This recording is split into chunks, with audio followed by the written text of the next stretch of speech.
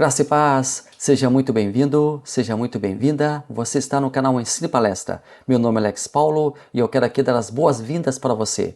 Muito obrigado a você que já está conosco, muito obrigado a você que já compartilha os nossos vídeos, muito obrigado a você que já compartilha o nosso conteúdo, muito obrigado a você que já está inscrito, que já está inscrita no canal. É uma honra muito grande ter você conosco aqui no nosso canal e o objetivo dele é transmitir o conhecimento sistemático da Palavra de Deus. A você que está chegando agora, você que está conhecendo nosso trabalho, nós pedimos que você assista o vídeo até o final. Caso goste do conteúdo, inscreva-se no canal. Caso goste do conteúdo, faça o seu comentário. Caso goste do conteúdo, compartilhe ele para outras pessoas. É uma grande honra, é um grande prazer para nós ter a sua companhia e ter o privilégio do compartilhamento deste vídeo com outras pessoas. Aqui no canal Ensino e Palestra, nós trabalhamos com a nossa revista Lições Bíblicas, o guia de estudos publicado pela Casa Publicadora das Assembleias de Deus. O tema do primeiro trimestre de 2023 é Aviva a Tua Obra, o chamado das Escrituras ao quebrantamento e ao poder de Deus. O comentarista do trimestre é o pastor Elinaldo Renovato de Lima. Ele é ministro do Evangelho, ele é um comentarista das revistas Lições Bíblicas, escritor, bacharel em economia e está nos brindando com um trimestre espetacular. Estamos falando sobre fervor espiritual aqui no primeiro trimestre de 2023 e hoje nós chegamos a mais uma lição. Hoje nós estamos vivenciando a lição número 5 e vamos juntos com a sua companhia aqui no canal Ensino e Palestra, vamos juntos aprender, vamos juntos estudar a Palavra de Deus. Bem-vindo, você está no Ensino e Palestra.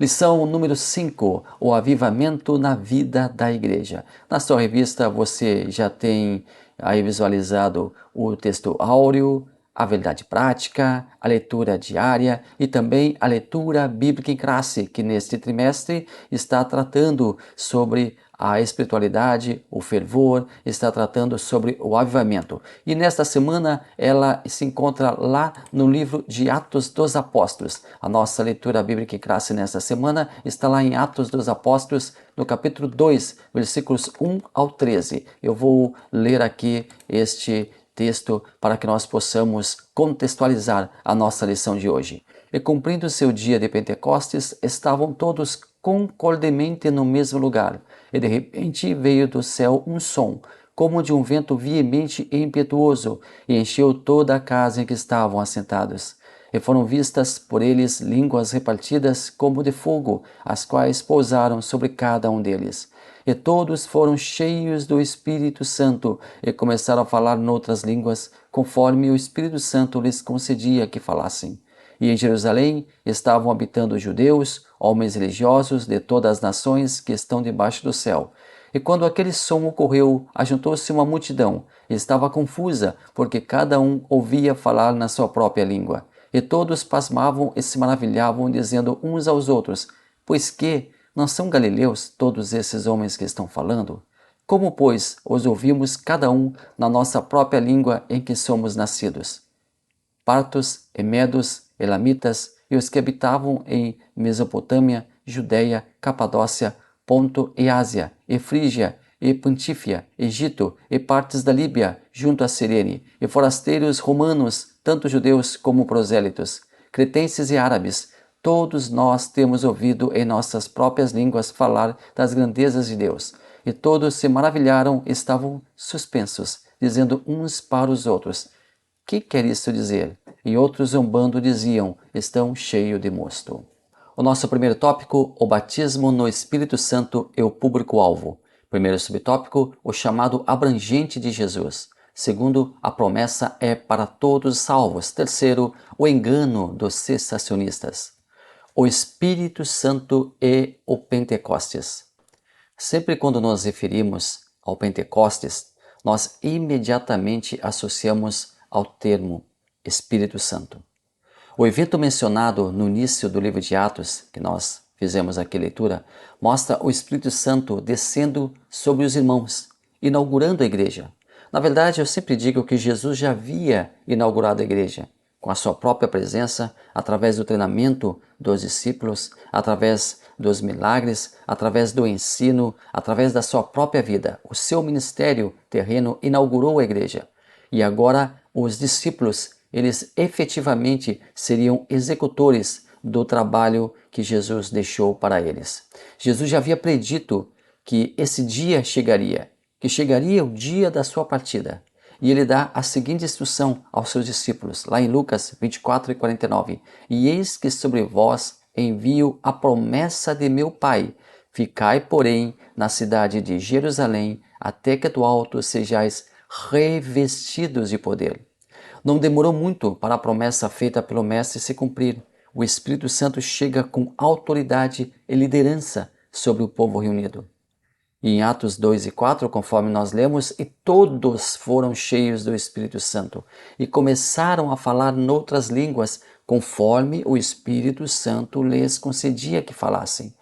O que é ser pentecostal? E a partir desse momento, eu me dirijo aos membros da igreja da qual faço parte, a Assembleia de Deus da Missão, de Daniel Berg e Gunnar Wingren. Você que é membro da maior denominação evangélica do Brasil, a Assembleia de Deus, a maior denominação evangélica e a referência de denominação pentecostal. Nós somos pentecostais.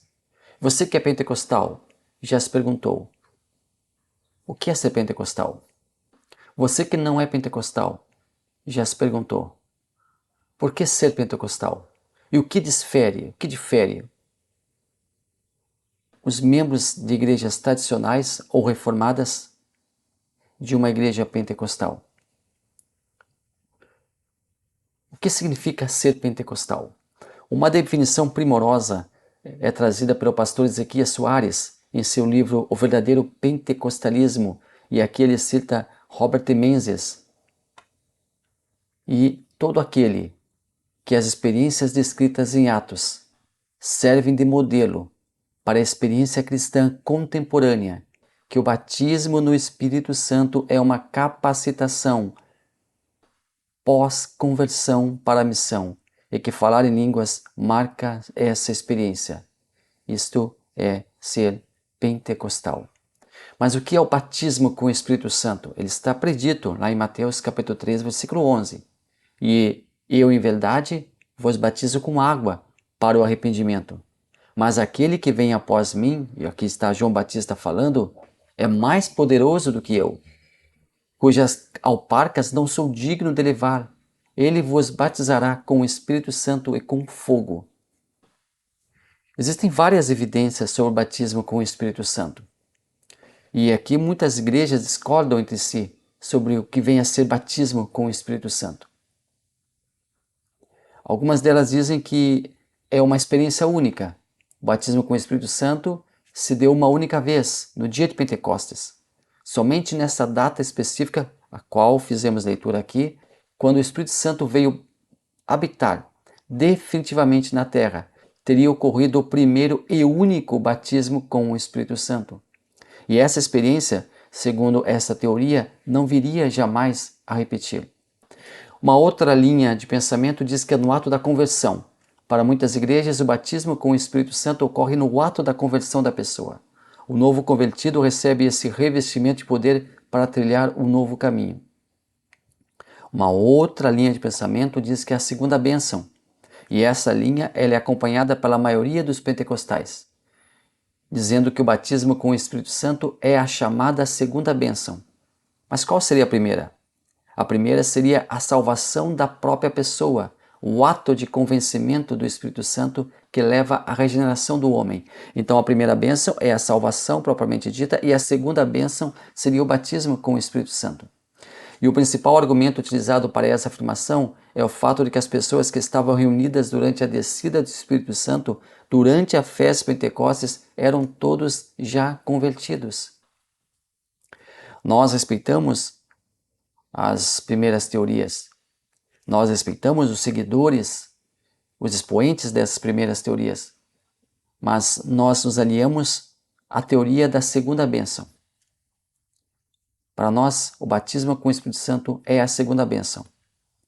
E o pastor e comentarista, um dos maiores teólogos que a Assembleia de Deus e que o Brasil já teve, Antônio Gilberto, ele partilha dessa mesma linha de pensamento, que o batismo com o Espírito Santo é a segunda bênção. Embora o Espírito Santo estivesse no batismo de Jesus na forma de uma pomba, sua obra seria inaugurada somente no dia de Pentecostes.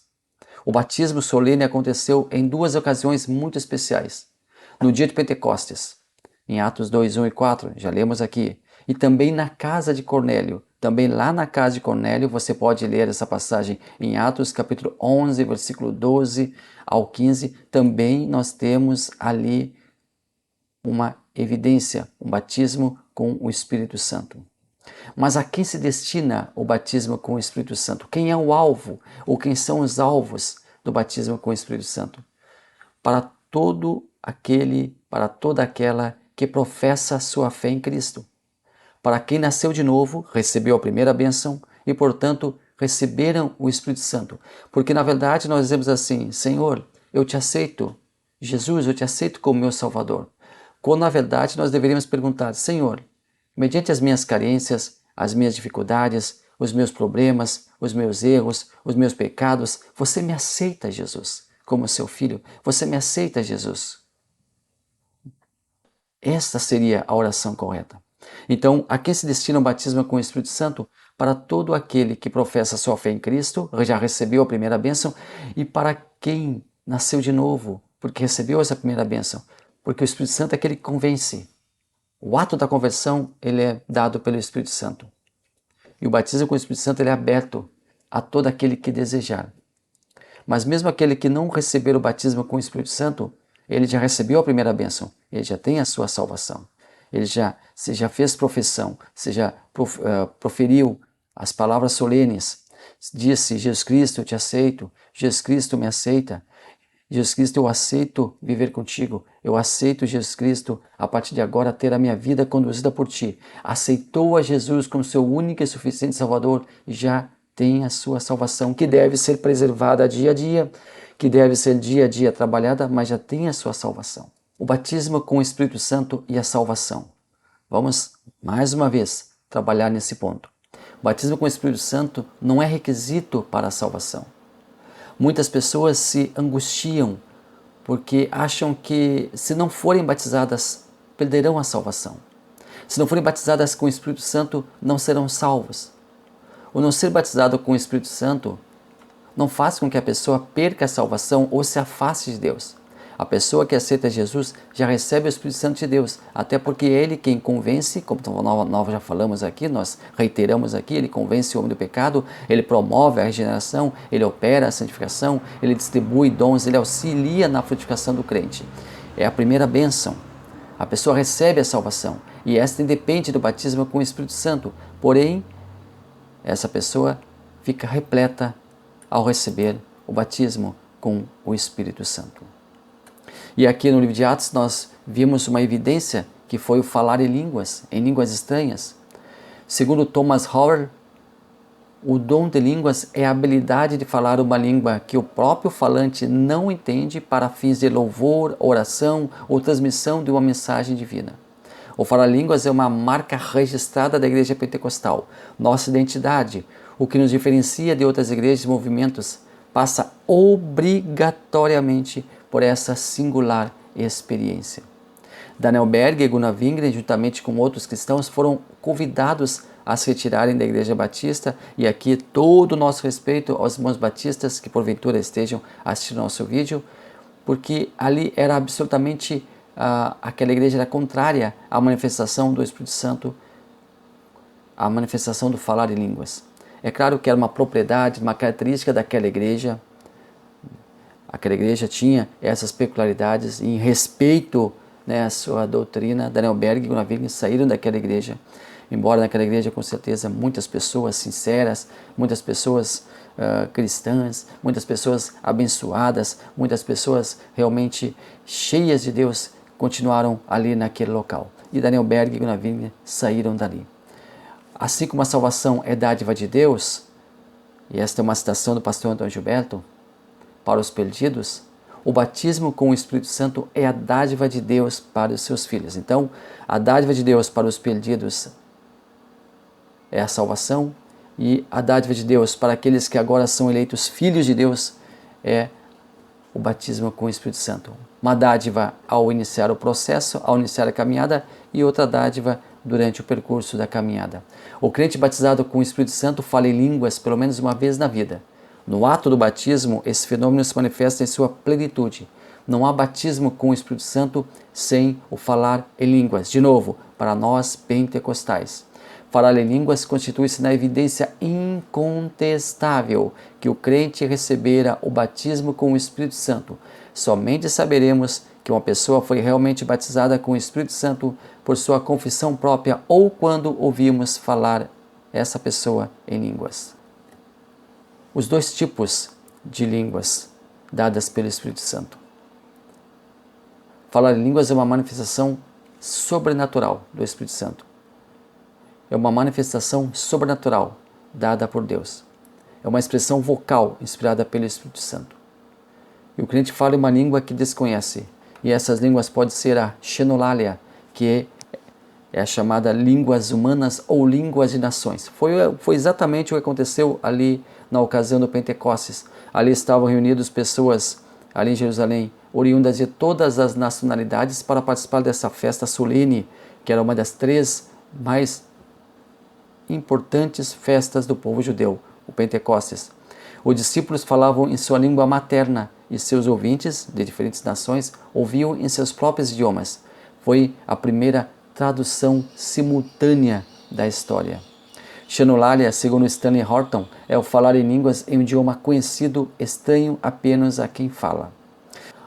Uma outra língua, um outro falar em línguas, glossolalia, que são as chamadas línguas estranhas. Alguns dizem que língua dos anjos, mas língua dos anjos nós temos que ter aqui as nossas reservas, porque nós não conhecemos as línguas que os anjos falam. Então, alguns falam língua dos anjos, mas mais por uma analogia.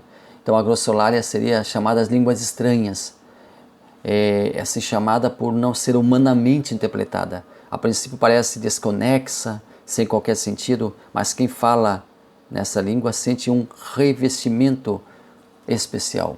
E qual é o propósito de falar em línguas? Primeira coisa é edificação da vida espiritual do crente. E essa é a principal característica.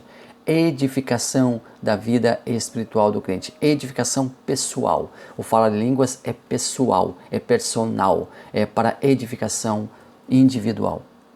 Segundo ponto na nossa revista, da nossa lição de hoje, segundo ponto que nós temos aqui, esse tópico traz como tema o dinamismo da igreja apostólica e traz 2 subtópicos, a igreja nasce avivada e a igreja depois do Pentecostes. Qual é a constituição da igreja? Pai, Deus, Criador e arquiteto da igreja. Filho, a figura que materializa a igreja. Espírito Santo, o edificador da igreja. Pai, Filho e Espírito Santo, a Trindade presente na obra da igreja. Os primeiros cristãos formaram uma comunidade extremamente unida em Jerusalém após o dia de Pentecostes. Essa comunidade não possuía um poder central. Para seus integrantes, Cristo continuava sendo seu grande líder e mestre. Existiam diversos núcleos de um poder compartilhado dessa comunidade. Estavam espalhados por diversos lugares. E em cada um desses lugares havia um líder local específico, mas nenhum acima dos demais, pois o poder era compartilhado, entendendo ser Cristo e só Ele o poder central. Pedro, Tiago, João eram alguns dos líderes desses lugares. As reuniões da comunidade cristã eram realizadas em casas locais. Os lugares públicos eram evitados, uma vez que ainda existia uma perseguição muito grande por parte dos judeus, que consideravam o movimento como uma grande heresia. Em um momento inicial, os romanos confundiam a comunidade cristã como um braço do judaísmo, como uma divisão do judaísmo. Para eles, judeus e cristãos faziam parte de um mesmo grupo religioso. Como os romanos respeitavam a religião e a cultura judaica, também toleraram, no início, esse tal cristianismo. Haviam 3 tipos distintos, 3 grupos distintos de igreja em Jerusalém. Os seguidores de Jesus, que eram pessoas atraídas pelo ministério terreno de Jesus, eram lideradas por Pedro. Convertidos na Judéia, foram buscar a liderança de Tiago, irmão de Jesus. Indivíduos da diáspora grega, esses eram acompanhados de outras pessoas de Jerusalém, solidárias a eles. Tinham Estevão como líder e porta-voz. Mas era um poder, de novo, compartilhado. Poder central, Jesus. Ali tinha um poder compartilhado, porque todos entendiam que Jesus, embora não estivesse mais com eles, embora já estivesse nos céus, era o líder supremo da igreja. Fora o inaugurador e era aquele que ajudava, que fazia, através da vida deles, a igreja prosperar. Terceiro tópico, um ministério ungido para os dias atuais. Primeiro, na unção do Espírito Santo. Segundo, autenticado por Deus. Terceiro, glorifica a Cristo. A igreja nos dias de hoje. O que nós podemos fazer pela igreja? O que nós podemos fazer pela obra de Deus? O que nós podemos fazer pelos nossos irmãos? O que nós podemos fazer pelos nossos pares, aqueles que estão conosco nessa comunidade, nessa caminhada? O pastor Fernando Iglesias compara a nossa vida a uma corrida de Fórmula 1. Eu acho muito linda essa analogia do pastor Iglesias. Nós somos os corredores, os pilotos desse grande circuito, desse grande prêmio chamado vida.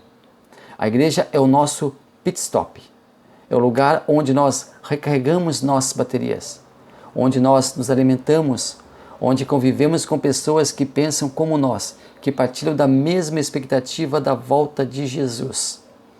E ali nós nos reabastecemos.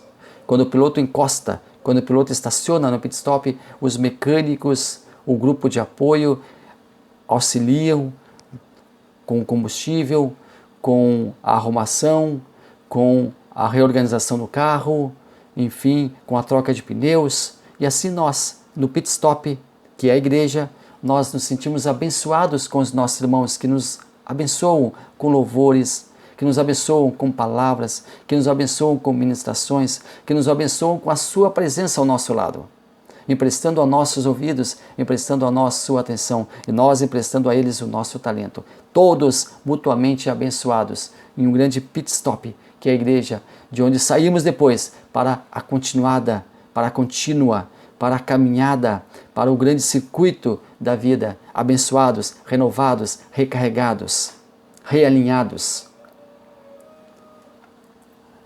Nós somos igreja enquanto estamos juntos.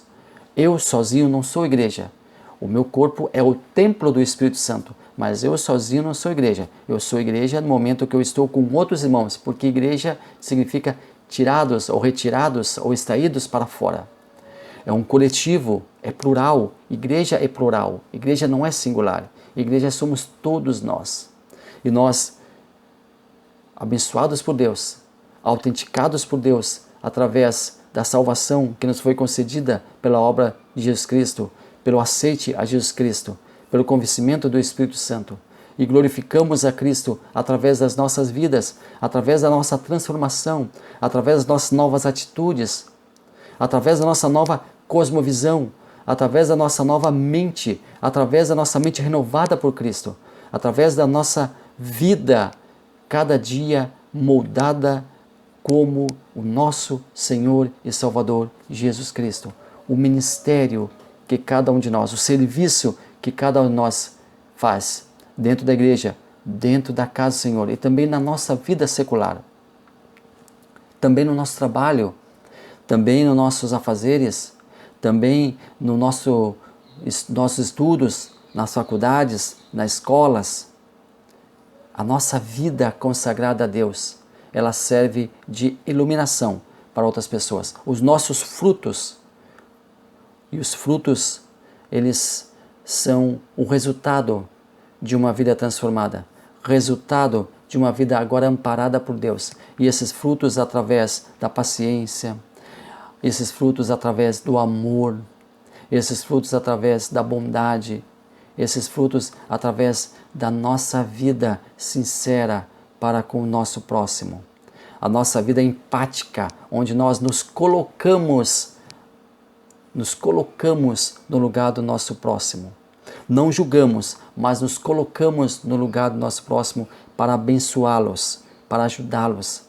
Então são dois momentos. O primeiro momento no coletivo, onde nós nos abastecemos, onde nós nos ajudamos, onde nós compartilhamos experiências, onde nós compartilhamos ajudas, onde nós compartilhamos com aqueles que estão conosco na nossa fé, aqueles que estão conosco na nossa igreja, aqueles que estão conosco na nossa comunidade, abençoando uns aos outros para que todos saiam dali e individualmente abençoem as pessoas com as quais convivem.